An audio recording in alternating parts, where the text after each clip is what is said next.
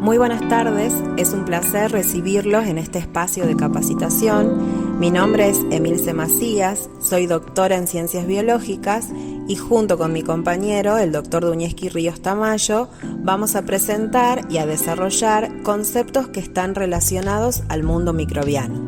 Como ven, en esta diapositiva, la capacitación se titula Microorganismos al poder, conceptos a trabajar en el aula. Esta propuesta está orientada a desarrollar conceptos básicos sobre microbiología general y sobre resistencia a compuestos antimicrobianos, de manera tal que tengan una primera aproximación a esta problemática tan acuciante en estas últimas décadas. Para dar inicio, podemos decir que los microorganismos han sido fundamentales para el desarrollo de la vida en la Tierra desde sus orígenes. Se les llama microorganismos porque tienen tamaños muy pequeños dentro del orden de las micras o micrómetros y por eso solo pueden ser observados en el microscopio óptico. Para que puedan dimensionar el tamaño de los microbios, observen la escala de medida de la figura en la parte inferior, donde una micra es 1000 veces más pequeña que un milímetro. La ciencia que estudia estos organismos microscópicos y a los virus es la microbiología. Específicamente, dentro de este mundo microbiano, la microbiología estudia la diversidad y la evolución de las células microbianas, la ecología, es decir, la distribución de los microorganismos en la Tierra, su cooperación entre sí, lo cual está muy ligado y es muy importante en este curso que estaremos brindando, y la influencia y relación de estos microorganismos en el mundo en general, suelo, agua, animales y las plantas. Las diferencias estructurales que presentan las células microbianas permiten clasificar a los microbios en organismos procariotas y eucariotas. Las bacterias son ejemplos de células procariotas. En la diapositiva podemos observar una representación esquemática de su estructura. Si observamos una célula bacteriana en el microscopio, lo primero que podemos distinguir es su pared celular. A continuación, se encuentra la membrana plasmática que contiene el citoplasma celular. En este citoplasma está presente el material genético de la bacteria que contiene toda la información necesaria para que esa célula se reproduzca. Este ADN no está organizado y se encuentra en una zona denominada nucleoide. También podemos distinguir los ribosomas que están encargados de la síntesis de proteínas. Además, podemos encontrar una molécula de ADN circular llamada plásmido, que tiene información valiosa para la célula, como por ejemplo la resistencia a un antibiótico determinado. En la parte inferior derecha de la diapositiva puede observarse una microfotografía de una célula bacteriana con un flagelo que le permite movilidad. Un ejemplo de células procariotas son las bacterias, que son entidades vivas que pueden presentar diversas formas y tamaños. Entre ellas podemos citar los cocos, los bacilos, los espirilos, las espiroquetas, las bacterias gemadoras y las filamentosas. En cuanto a su forma, observamos que todas varían. Los cocos van a ser redondeados, mientras que los bacilos son más alargados y los espirilos tienen forma de espiral. En cuanto a su tamaño, vemos que van de entre 0.8 y 1.5 micras. Es importante resaltar las diferentes estructuras de superficies presentes en estos microorganismos. Entre ellas se destacan las cápsulas y capas mucosas. En la figura presente en la parte superior derecha podemos observar una célula rodeada por su correspondiente cápsula. Una de las funciones más importantes de esta estructura es la de unión a superficies sólidas y la formación de biofilms. Los biofilms microbianos se definen como comunidades de microorganismos que crecen embebidos en una matriz de exopolisacáridos y que se adhieren a una superficie inerte o a un tejido vivo. Esta estrategia es indispensable para el rol de los organismos como patógenos.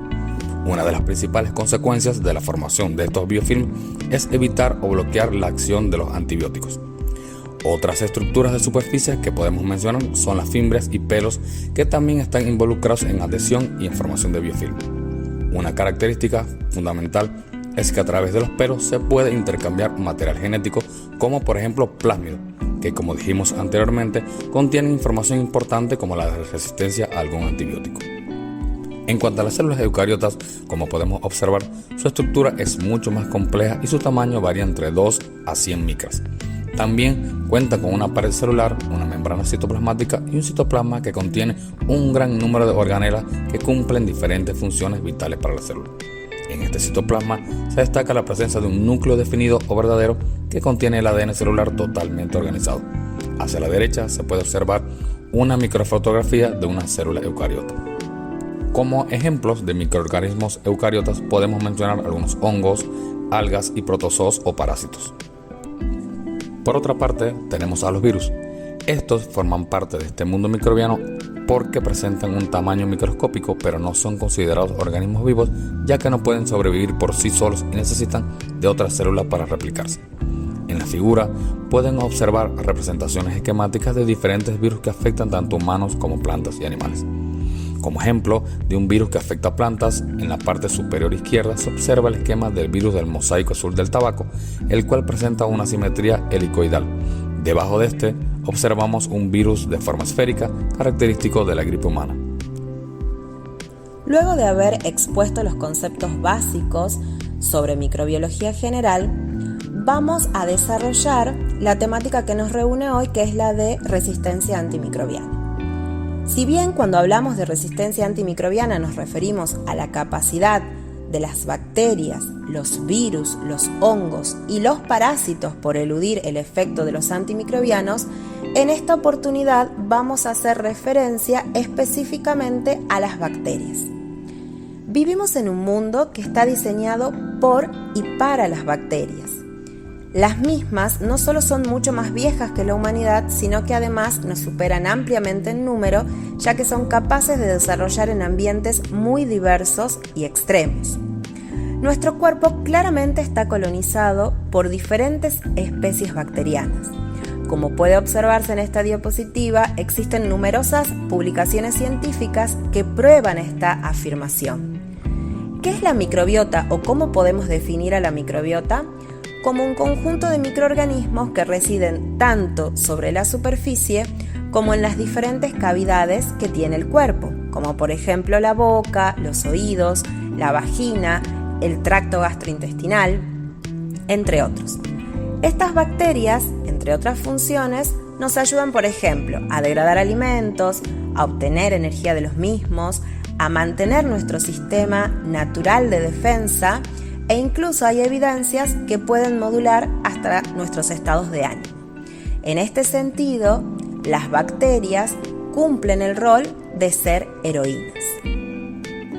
Un ejemplo claro de bacterias como heroínas son aquellas que forman parte de los alimentos funcionales denominados probióticos.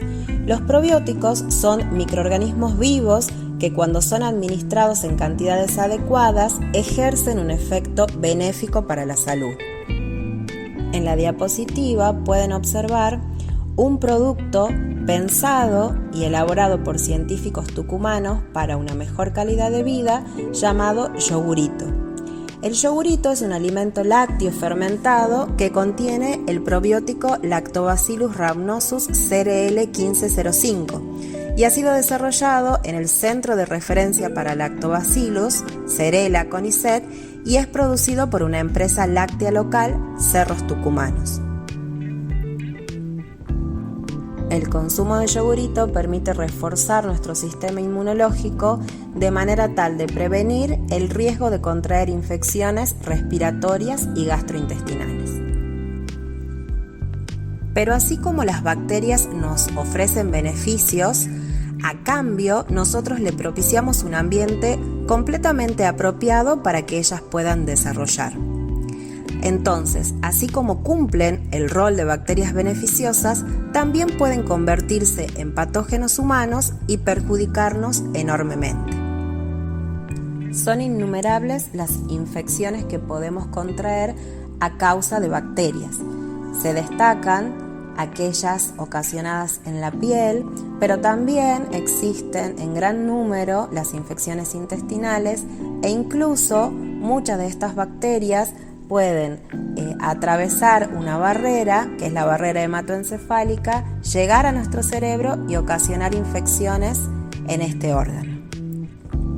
Los antibióticos siempre fueron considerados como una de las herramientas más poderosas para luchar contra las infecciones. Son compuestos antimicrobianos, lo que implica que son capaces de inhibir el crecimiento microbiano. Pueden ser de síntesis química o de síntesis natural, es decir, producidos naturalmente por otros microorganismos. Si nos remontamos en el tiempo, uno de los descubrimientos más importantes del siglo XX fue sin dudas el de Alexander Fleming, un científico británico que descubrió por el año 1928 a la penicilina. El descubrimiento de este antibiótico ocurrió de manera prácticamente fortuita. Una mañana de septiembre de 1928, Fleming se encontraba estudiando cultivos de bacteria de estafilococos en el sótano de su laboratorio. Estas bacterias pueden actuar como un patógeno dañino en humanos y animales. Durante un tiempo abandonó sus ensayos, pero cuando volvió, encontró una placa donde hacía crecer estas bacterias. Fleming observó que en esa placa también había crecido un hongo, al que luego caracterizó como Penicillium notatum, y que las bacterias de Staphylococcus no habían podido desarrollar alrededor de este hongo. La conclusión inmediata fue que el penicillium, o algo que este hongo producía, eliminaba las bacterias mortales de Staphylococcus de manera definitiva. Esta sustancia antibiótica recibió el nombre de penicilina. Si bien este descubrimiento fue en el año 1928, recién después de 1940, en plena Segunda Guerra Mundial, se comercializó y comenzó a emplearse como sustancia antibiótica capaz de controlar infecciones en los soldados de guerra que habían sufrido o heridas graves o amputaciones. A partir de este momento y hasta mediados de la década del 70 fue la época dorada de los antibióticos, con descubrimientos de sustancias antimicrobianas esenciales para el control y tratamiento de enfermedades infecciosas. Es así como los antibióticos pasaron a formar parte de nuestra vida cotidiana y durante mucho tiempo se perdió el temor a morir por infecciones que no podían controlarse.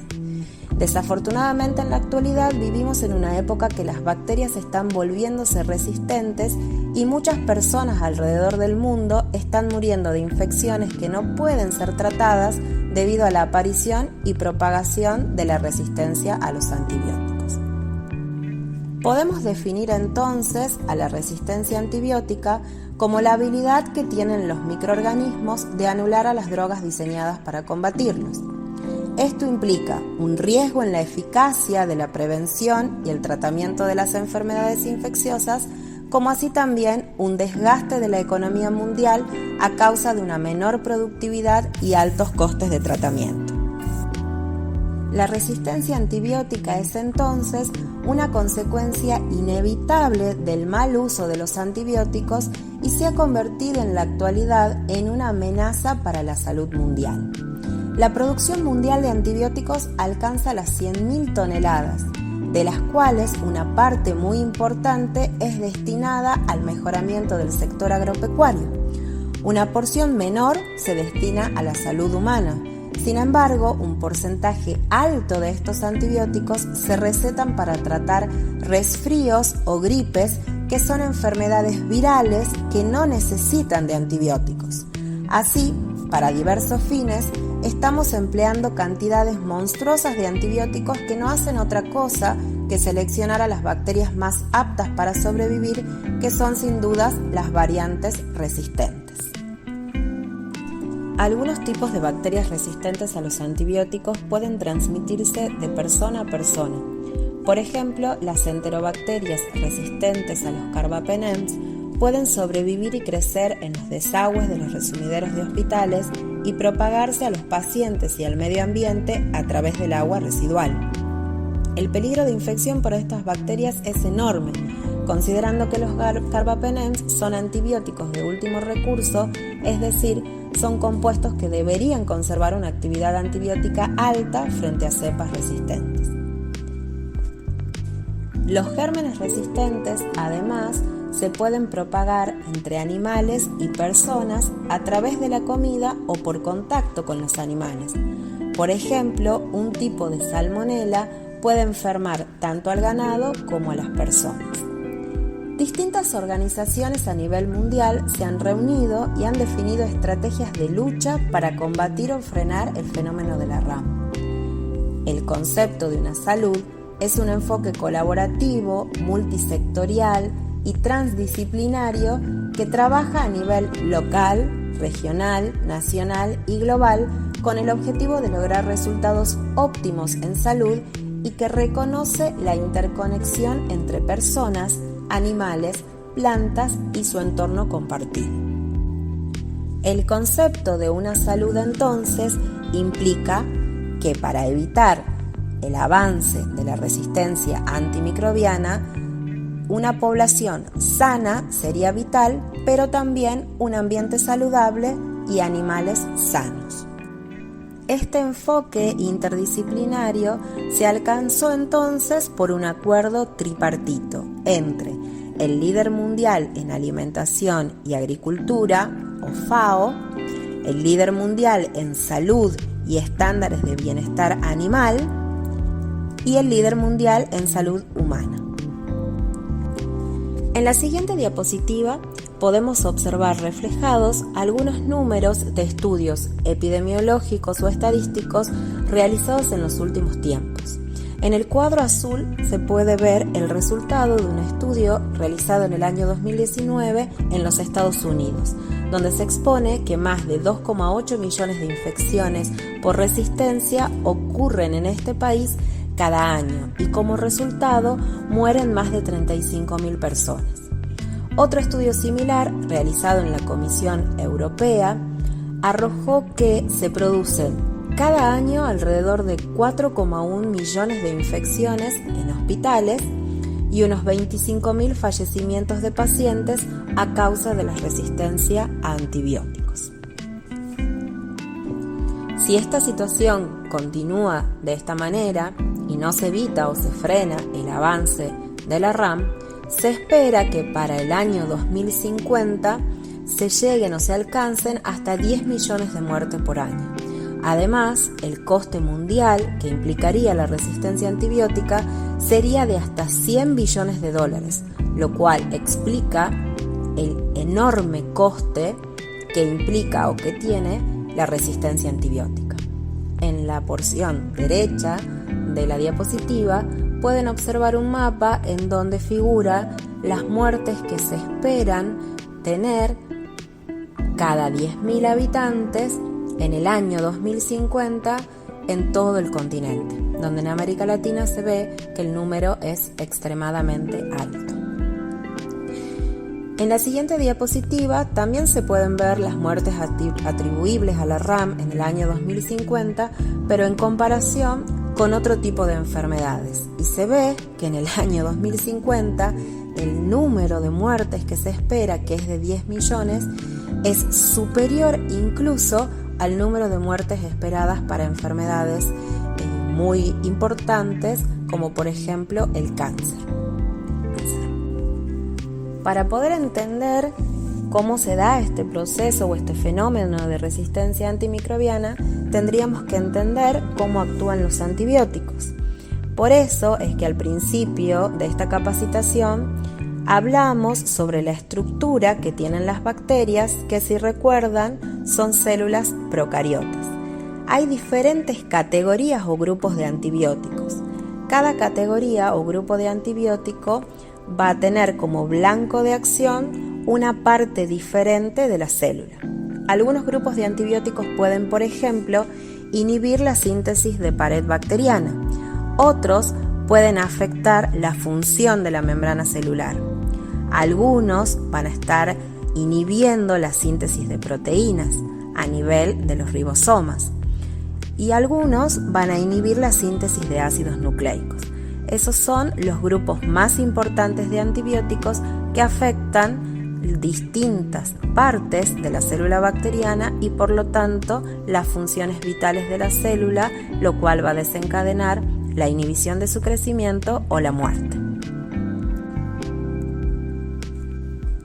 Algunas definiciones importantes a tener en cuenta dentro del tema de resistencia antibiótica son, por ejemplo, las superbacterias.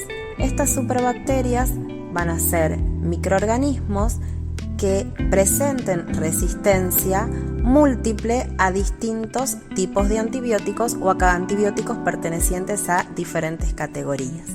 ¿Cómo se van a clasificar estas superbacterias? Como multiresistentes, como bacterias de resistencia extrema o como bacterias panresistentes. Las bacterias multiresistentes no van a ser sensibles, o sea, van a ser resistentes al menos a un agente o a un antibiótico de 3 o más categorías. Una bacteria que tenga resistencia extrema no va a ser sensible o va a ser resistente al menos a un agente o a un antibiótico perteneciente a todas las categorías, excepto en 2 o en menos. Y una bacteria que sea panresistente va a ser una bacteria no sensible o resistente a todos los agentes en todas las categorías de antibióticos. En cuanto a los tipos de resistencias presentes en bacterias, podemos distinguir la resistencia intrínseca o la resistencia adquirida. La resistencia intrínseca es la resistencia propia del microorganismo o natural del microorganismo, que es debida a la interacción que tienen las bacterias con su entorno. Mientras que la resistencia adquirida en una población bacteriana es aquella que ha sido alcanzada o lograda cuando esa población originalmente era sensible a un antibiótico determinado.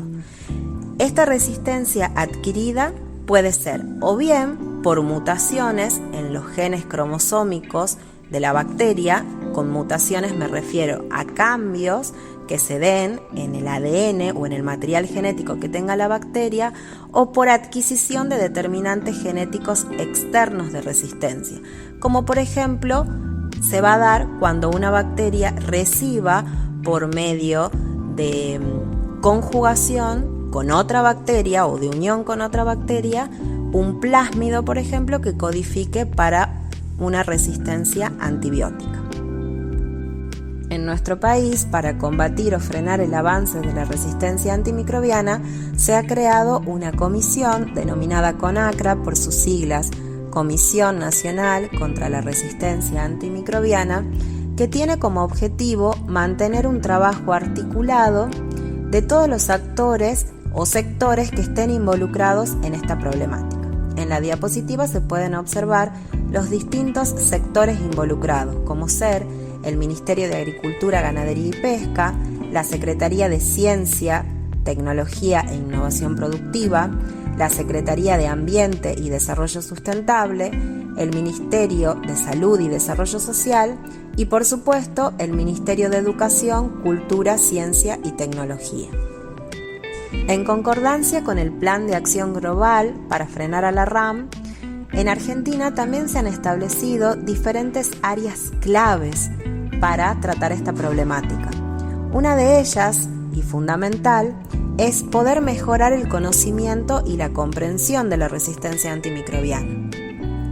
Esto se alcanzaría si se mejora la comunicación del riesgo y la educación. Es por esto que uno de los objetivos de esta capacitación es poder brindarles a ustedes herramientas y conocimientos básicos sobre microbiología general y sobre resistencia antimicrobiana, de manera tal que puedan utilizarlos e implementarlos en sus aulas.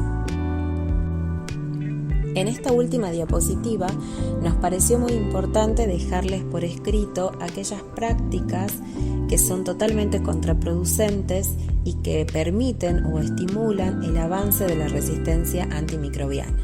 La primera de ellas es el uso de antibióticos para tratar infecciones que no sean bacterianas.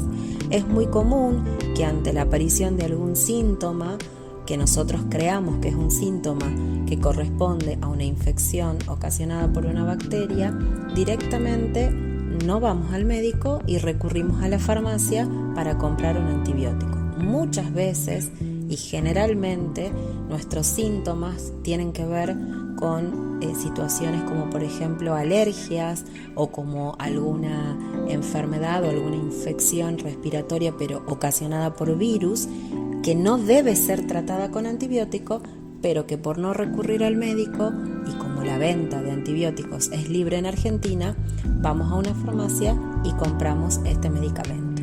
El otro tiene que ver con dosis inadecuadas y también está muy relacionado a esta cercanía que tenemos con estos compuestos antimicrobianos. Muchas veces nos indican un antibiótico con una dosis indicada, como por ejemplo 1 gramo cada 8 horas, pero si nosotros tenemos en nuestra casa el mismo antibiótico de 500, decidimos cambiar la dosis y tomarlo al que tenemos en casa, algo que por supuesto no tenemos que hacer. En tercer lugar, podemos leer cambios en el esquema de horarios, y esto está relacionado a no respetar los horarios que han sido planteados en el esquema antibiótico que nos ha indicado nuestro médico de cabecera.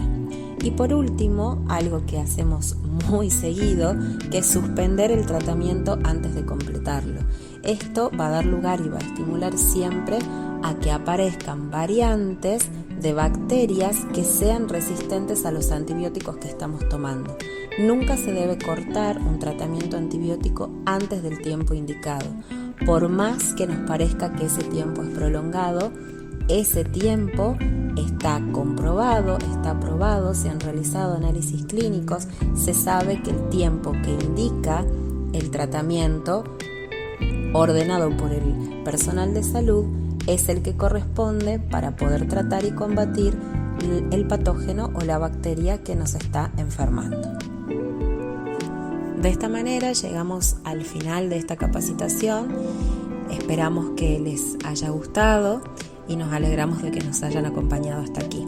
Esperamos verlo en una próxima oportunidad y los saludamos muy atentamente a todos. Gracias.